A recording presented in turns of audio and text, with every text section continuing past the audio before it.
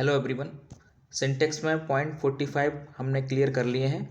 अब हम 45 से आगे हम क्लियर करेंगे और पॉइंट है 46। तो देखिए 46 में क्या दे रखा है, आइए डिस्कस करते हैं। मैनी, जिसका अर्थ होता है बहुत, का प्रयोग संख्या के अर्थ में होता है, जबकि मच का हिंदी भी बहुत होता है, लेकिन इसका प्रयोग मात्रा के अर्थ में होता है। तो ऐसे समझेंगे, मैनी के बाद काउंटेबल नाउन आएगा और मच के बाद हमेशा अनकाउंटेबल नाउन का प्रयोग किया जाएगा। तो मैनी के बाद काउंटेबल नाउन तो आएगा, लेकिन इसके बाद आएगा प्लूरल काउंटेबल नाउन, क्योंकि ये संख्या का बोध कराता है। ठीक है, तो देखते हैं एग्जाम्पल में क्या दे रखा है। तो देखेंगे this baby has taken many milk. तो मिल्क कैसा है, मात्रा दिखाने वाला नाउन है, तो मात्रा के लिए मैनी नहीं आएगा, मच आएगा, तो इसलिए मच लगा करके सेंटेंस को करेक्ट करेंगे। पॉइंट नंबर 47, ईच और एवरी दोनों का अर्थ होता है प्रत्येक, लेकिन ईच का प्रयोग दो या दो से अधिक व्यक्तियों के लिए होता है, जबकि एवरी का प्रयोग सदैव दो से अधिक के लिए ही होता है, जिसमें किसी की भी छूट ना हो। तो इसका मतलब ये हो जाएगा, अगर हम ईच का प्रयोग कर रहे हैं तो यह है दो और दो से ज़्यादा के लिए भी हो जाएगा, लेकिन एवरी का प्रयोग हमेशा दो से ज़्यादा के लिए ही करते हैं। और एवरी के अंदर सबको सेलेक्ट करते हैं, यानी प्रत्येक व्यक्ति या वस्तु को हम लेकर चलते हैं, कोई भी इसमें छूटना नहीं चाहिए। ठीक है, तो जैसे कि आई शैल पनिश ईच ऑफ यू, कि तुम में से सबको मैं पनिश करूँगा। तो ईच लगने से यहाँ पर क्या हो गया, ईच लगने से हमें यहाँ से ये पता चलता है कि कोई भी व्यक्ति छूटना नहीं चाहिए। ठीक है, चलिए उसके बाद पॉइंट नंबर 48 की बात कर रहे हैं। 48 में क्या दे रखा है, 48 में दे रखा है फर्दर का अर्थ होता है अधिक दूर, बल्कि FURTH ही, फर्दर। देखेंगे आप होमोफोन्स जैसा लग रहा है, लेकिन होमोफोन्स में क्या होता है, साउंड सेम होता है, लेकिन उनके अंदर स्पेलिंग की वजह से उनका अर्थ बदल जाता है। तो जो होमोफोन्स में भी ये हम पढ़ने को देखेंगे। ठीक है, यानी होमोफोन्स में भी ये पढ़ने को मिलेगा। तो देखेंगे इसमें क्या दे रखा है।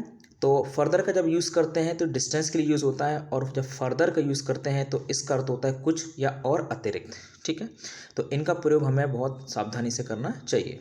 जैसे कि महिला college is further from Alamgarh than नवयो कॉलेज। तो डिस्टेंस के लिए यूज़ हो रहा है, बिल्कुल सही है। अगर सेकंड की बात कर रहे हैं, I scolded him and after this he gave no further reply, उसने आगे कोई रिप्लाई नहीं दिया, तो ये दूरी के तौर पर ना यूज़ होकर के अतिरिक्त के रूप में यूज़ हो रहा है। ये सेंटेंस में बिल्कुल ठीक है। पॉइंट नंबर 49 की बात कर रहे हैं। नियरेस्ट शब्द दूरी और नेक्स्ट का प्रयोग स्थिति के लिए प्रयोग करते हैं। जैसे this is the nearest way to university. तो अगर हम यहाँ पर बात करें नियरेस्ट, तो नियरेस्ट किसको दिखा रहा है, ये डिस्टेंस को दिखा रहा है कि यहाँ सबसे नज़दीक यूनिवर्सिटी यही है। अगर नेक्स्ट की बात करते हैं, ये पोजीशन को दिखा रहा है, जैसे कि DAV college is next to my house. Point 50 की बात कर रहे हैं। देखिए 50 में क्या दे रखा है, सम और एनी शब्दों के प्रयोग में सतर्कता की आवश्यकता होती है, और ध्यान रहे सम का प्रयोग पॉजिटिव सेंटेंस में होता है और एनी का प्रयोग नेगेटिव सेंटेंस में हम करते हैं। तो देखेंगे इसके बाद नॉट नहीं आया है तो सम बिल्कुल ठीक है, अगर यहाँ पर नॉट आया है तो इसलिए सम के स्थान पर मैं क्या किया, एनी का प्रयोग किया है।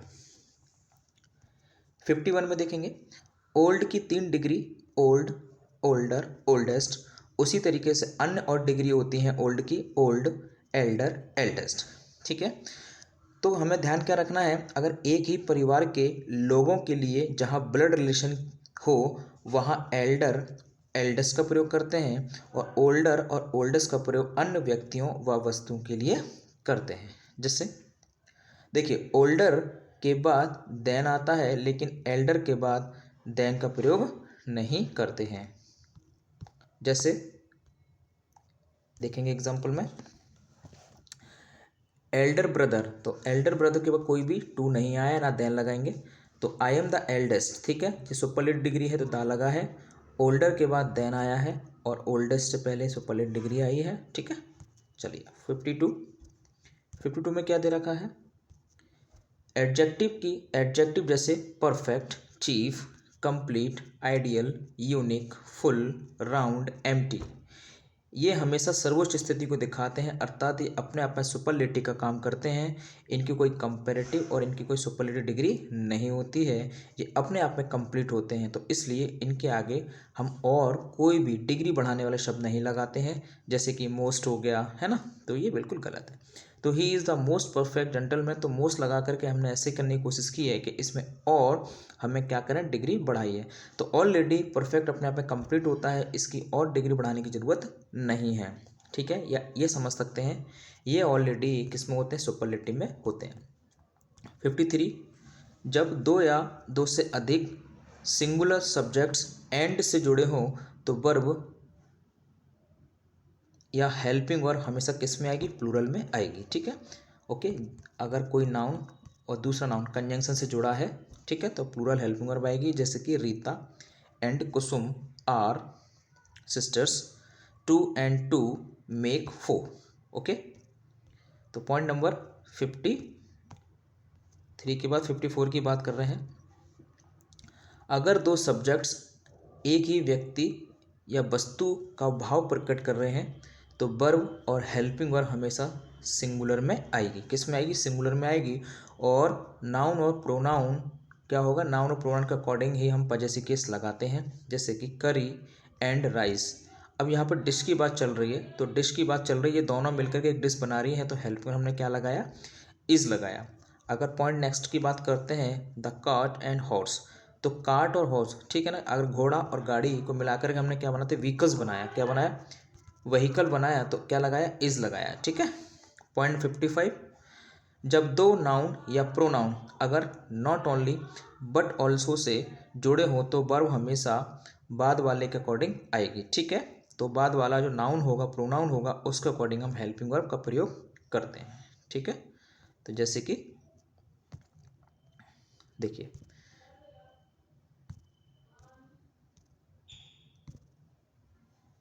देखो guys, not only commander but also soldiers, तो नॉट ओनली के बाद कमांडर आया है, सिंगुलर नाउन है, और बट ऑल्सो के बाद सोल्जर्स आया, प्लूरल है। तो हमने बताया बट ऑल्सो के बाद हमेशा हम क्या करेंगे, हेल्पिंग वर्ब का प्रयोग करते हैं, तो क्या आएगा, वर आएगा, ठीक है। 56 की बात कर रहे हैं। विद और एज वेल एज, विद और एज वेल एज के प्रयोग होने पर वर्ब या हेल्पिंग वर्ब पहले वाले सब्जेक्ट के अकॉर्डिंग आती है, ठीक है। जैसे कि the king with his minister, तो किंग के अकॉर्डिंग हमारी हेल्पिंग वर्ब आएगी वॉज, जैसे I as well as you, तो हेल्पिंग वर्ब हमेशा आगे वाले के अकॉर्डिंग आएगी, तो यहाँ पर हमने एम लगा करके सेंटेंस करेक्ट किया है। 57 में क्या है गाइस, देखते हैं। देखिए 57, रिगार्ड मतलब सम्मान देना, ट्रीट व्यवहार करना, शब्दों के बाद एज का प्रयोग किया जाएगा, ठीक है। तो ध्यान दीजिएगा, देन का प्रयोग नहीं करना है, ओके, तो एज ही आएगा रिगार्ड्स के बाद, और ट्रीट के बाद हमें क्या लगाना है, इज लगाना है, ठीक है। पॉइंट नंबर 58, अगर हम 58 की बात कर रहे हैं, डेयर हिम्मत करना, नीड ज़रूरत होना, शब्दों के बाद नेगेटिव एवं इंट्रोगेटिव में क्या करते हैं, टू का प्रयोग नहीं करते हैं, ठीक है। क्योंकि अगर ये नेगेटिव और इंट्रोगेटिव में यूज़ हो रहे हैं तो हेल्पिंग वर्ब बन जाती हैं, तो हेल्पिंग वर्ब के बाद फाइनाइट वर्ब आती है, नॉन फाइनाइट वर्ब नहीं आती, और टू लगा करके यहाँ पर नॉन फाइनाइट का क्या कर रहे हैं, यूज़ करने की कोशिश कर रहे हैं। जैसे कि I dare not oppose him, तो डेयर यहाँ पर किसका काम कर रहा है, हेल्पिंग वर्ब का काम कर रहा है, तो इसलिए अपोज आएगा। यू नीड नॉट, तो नीड यहाँ पे हेल्पिंग वर्ब का काम कर रहा है, इसलिए गो आएगा, अर्थात फाइनाइट वर्ब आएगी। पॉइंट 59, लाई के साथ टेल और ट्रुथ के साथ स्पीक का प्रयोग किया जाता है, ये आपने देखा होगा, कॉमन बात है। 60, अगर 60 की बात कर रहे हैं, 60 में देखेंगे, शर्त बताने वाले वाक्यों में, जैसे कि इफ़ या व्हेन से आरंभ होने वाले वाक्यों में ये वाला सेंटेंस सिंपल प्रेजेंट में होता है, और दूसरा किस में बनाया जाएगा, सिंपल फ्यूचर में बनाया जाता है, ठीक है। जैसे एग्जांपल, जैसे कि if you will come to me, तो इफ़ या व्हेन से सेंटेंस स्टार्ट होते हैं, तो क्या करेंगे हम, तो इसको हम प्रेजेंट डेफिनेट में बनाते हैं, किस में बनाएंगे, प्रेजेंट डेफिनेट में बनाएंगे। जैसे कि if you come to me I shall teach you. 61 की बात करते हैं गाइस, हैड बेटर और वुड रादर के बाद हम टू का प्रयोग नहीं करते हैं, ठीक है। हैड बेटर वुड रादर के बाद हमेशा कौन सी आएगी, बेयर इन्फिनेटिव आता है। जैसे कि you had better stay, go there, right, क्या हो जाए, go there. I would rather die than beg, तो यहाँ पर आप क्या करोगे, यहाँ पर हमने देखो टू नहीं लगाया तो टू नहीं आएगा, ओके। 62 की बात कर रहे हैं। नो के बाद हमेशा हम क्या करते हैं, टू का प्रयोग करते हैं, जैसे कि आई डोंट नो, ठीक है ना, टू, और उसके बाद हम हाउ का प्रयोग भी करते हैं क्योंकि ये प्रोसेस को दिखाता है। जब भी कोई काम के प्रोसेस की बात कर रहे हैं तो नो के बाद हमेशा क्या करते हैं, हाउ लगाते हैं, और हाउ के बाद हम इन्फिनेटिव का प्रयोग करते हैं। और इन्फिनेटिव क्या होता है आप जानते हैं, जब हम टू वर्ब की फर्स्ट फॉर्म से पहले लगाते हैं, ये इन्फिनेटिव का काम करता है। किसका काम करेगा, इन्फिनेटिव का काम करेगा। देखिए 63 के बाद 64 में दे रखा है जेरेंट। जेरेंट बनाने के लिए हम क्या करते हैं, वर्ब की फर्स्ट फॉर्म में आईएनजी लगाते हैं, ठीक है। अगर वाक्य में यह है नाउन, वाक्य में यह नाउन का कार्य करता है, और ध्यान देंगे प्रीपोजिशन जैसे इन, ऑन, ऑफ, तमाम तरह की प्रीपोजिशन आती हैं, तो प्रीपोजिशन के बाद अगर वर्ब आएगी, प्रीपोजिशन के बाद वर्ब लगाने पर यह हमेशा किस में आएगी, जेरेंट फॉर्म में आएगी। किस में आएगी, जेरेंट फॉर्म में हम क्या करते हैं, आईएनजी लगाकर बनाते हैं। जैसे he is fond of reading book novels, तो ऑफ यहाँ पे प्रीपोजिशन है, वर्ब आई है, तो वर्ब हमेशा जेरेंट में लगाते हैं। पॉइंट नंबर नेक्स्ट एग्जाम्पल है, she is expert in dancing, in preposition है, तो प्रीपोजिशन के बाद जेरेंट फॉर्म आया है, और जेरेंट फॉर्म आने पर क्या करते हैं, हम क्या करते हैं, प्रीपोजिशन के बाद जेरेंट फॉर्म लगाते हैं। 65 की बात करेंगे, तो 65 में दे रखा है प्रिवेंट, और प्रिवेंट का अर्थ होता है रोकना, ठीक है। और इसके बाद हम प्रीपोजिशन क्या लगाते हैं, फ्रॉम, ठीक, किसी चीज़ से रोकना, तो से सेंस के लिए हम क्या करते हैं, ज़्यादातर हम फ्रॉम का प्रयोग करते हैं। जैसे प्रिवेंटेड मी टू प्ले, तो टू नहीं आएगा तो क्या लगाया जाएगा, फ्रॉम लगाया जाएगा। 66 की बात करेंगे गाइस, तो 66 में क्या दे रखा है, यदि जेरेंट के पहले कोई नाउन आया है तो उससे अपोस्ट्रोफी एस में लगाकर बनाएंगे। क्यों लगाएंगे, क्योंकि अगर जेरेंट से पहले नाउन आ रहा है तो हम इस जेरेंट को क्या करते हैं, नाउन की तरह लेते हैं, लेकिन इसमें अपोस्ट्रोफी एस लगा करके हम क्या करते हैं, इसको करेक्ट करेंगे। जैसे कि I don't like Mohan talking, तो मोहन टॉकिंग नहीं, मोहन्स टॉकिंग, तो ये भी एक नाउन है, ये भी एक नाउन है, ये आपको पता नाउन है लेकिन जेरेंट से बना है, ये एक नाउन है, तो इसलिए मुझे क्या करना पड़ेगा, इसमें अपोस्ट्रोफी एस लगा करके पॉजेसिव केस लगाना होगा, ओके। अब एक पॉइंट क्या दे रखा है, यदि जेरेंट के पहले कोई प्रोनाउन है तो उसे अपॉजेसिव केस में लिखेंगे। नाउन है तो अपॉस्ट्रोफी एस से पॉजेसिव केस बना लेंगे, अगर प्रोनाउन होगा तो प्रोनाउन से पॉजेसिव केस बना, प्रोनाउन को तो पॉजेसिव केस अपने पास होते हैं। जैसे आई का क्या होता है, माय होता है, वी का आवर होगा, ठीक है, यू का योर, दे का देयर, ही का हिज, शी का हर, इट का इट्स, ये पॉजेसिव केस होते हैं। तो पॉइंट 66 की बात करते हैं गाइस, तो 66 की बात करते हैं कि ध्यान रहे वेरी और मच दोनों का अर्थ होता है बहुत, ठीक है, लेकिन वेरी का प्रयोग हम क्या करते हैं, पॉजिटिव डिग्री के साथ करते हैं, और मच का प्रयोग हम किस में करते हैं, कंपैरेटिव डिग्री में करते हैं। किस में करेंगे, कंपैरेटिव डिग्री में करते हैं। जैसे कि वेरी यहाँ पर क्या है आपको पता है, एडजेक्टिव है तो पॉजिटिव डिग्री है। अगर हम बात करते हैं मच, और मच किस में आया है, कंपैरेटिव डिग्री में आया है। इसके अलावा वेरी का प्रयोग हम प्रेजेंट पार्टिसिपल में करते हैं, और मच का प्रयोग हम पास्ट पार्टिसिपल में भी करते हैं। ये पॉइंट भी ध्यान रखिएगा, ये इंपॉर्टेंट पॉइंट है, ठीक है।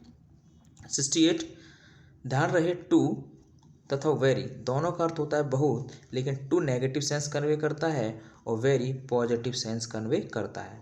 यानी जब कोई चीज़ नेगेटिव यानी ज़रूरत से ज़्यादा, बियॉन्ड द प्रॉपर लिमिट, ठीक है, तो उस सेंस के लिए हम टू करते हैं। अगर पॉजिटिव सेंस के लिए अधिकता है, यानी अधिकता किसी चीज़ की है लेकिन पॉजिटिव सेंस को रिप्रेजेंटेट कर रहा है, तो हम वेरी का प्रयोग करेंगे, ठीक है। जैसे कि the wind is too cold, तो यहाँ पर टू जो आ रहा है नेगेटिव सेंस कन्वे कर रहा है, तो बहुत ज़्यादा ठंडी है। The tea is too hot, too hot का मतलब ये बहुत ज़्यादा गर्म है जिसको पिया नहीं जा सकता, ये यहाँ पर ये सेंस कन्वे कर रहे हैं। This flower is very beautiful, तो पॉजिटिव सेंस के लिए वेरी लगाया है, इंटेलिजेंट से पहले वेरी लगाया है, पॉजिटिव सेंस दे रहा है। 69 तो कह रहे हैं ध्यान रहे दो के साथ यट आता है और बट का प्रयोग नहीं करते हैं, तो दो का पेयर किसके साथ बनेगा, यट के साथ बनेगा। जैसे कि दो ही वॉज पुअर बट नहीं आएगा, क्या आएगा, यट का प्रयोग किया जाएगा। ठीक है गाइस। तो पॉइंट नंबर 69 के बाद हम बात करेंगे, 69 के बाद करेंगे 70। तो 70 में क्या दे रखा है, देखिए आइए समझते हैं। 70 में दे रखा है गाइस, हार्डली और स्कार्सली, इन दोनों का मतलब होता है मुश्किल से। इन दोनों की हिंदी होती है मुश्किल से। यदि वाक्य में प्रयोग होते हैं तो ये क्या करते हैं, जो कंजंक्शन के रूप में क्या लगाते हैं, ये व्हेन आता है, देन नहीं आएगा, क्या लेंगे, ये व्हेन लेंगे। Okay guys. और ये इन्वर्जन का भी प्रयोग करते हैं। इन्वर्जन का मतलब होता है कि हेल्पिंग वर्ब सब्जेक्ट से पहले रखना। जब हेल्पिंग वर्ब को सब्जेक्ट से पहले रखते हैं तो उसे इन्वर्जन कहा जाता है। जैसे कि hardly scarcely had he gone to bed than a thief broke into the house. तो इन्वर्जन तो बिल्कुल ठीक है, इन्वर्जन की गलती बिल्कुल ठीक है इस सेंटेंस में, लेकिन आप देखेंगे तो इसमें देन का प्रयोग किया है जो बिल्कुल गलत है। हम क्या लगाएंगे, व्हेन का प्रयोग करेंगे। ये बिल्कुल ठीक करके लिखा गया है। ठीक है। तो इस पॉइंट्स में हमने कितने क्लियर कर लिए हैं, तो 45 से क्लियर किए हैं, तो कितने हो गए आपके 25 पॉइंट्स हमने क्लियर कर लिए। ठीक है गाइस। तो बाकी रिमेनिंग जो पार्ट है, हम पार्ट नंबर नेक्स्ट में हम कंप्लीट कर लेंगे, उसके बाद सिंटेक्स आपका कंप्लीट हो जाएगा। ओके गाइस, चलिए इसके सेशन में इतना ही। Thank you to all.